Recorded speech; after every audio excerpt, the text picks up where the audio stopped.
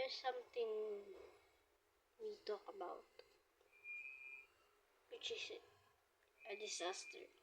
It's an earthquake.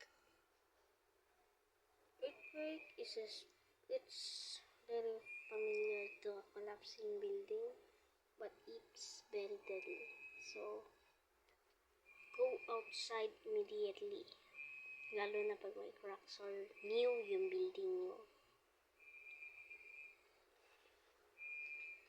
Ang meaning ng earthquake, lindol. Translation naman sa Tagalog ay lindol. Ang meaning nun, lahat ng building magko-collapse. May crack or bago na hindi lisensyado. Kung lisensyado, maliit lang yung hindi kaya. So, go out immediately. And then, that's the fire.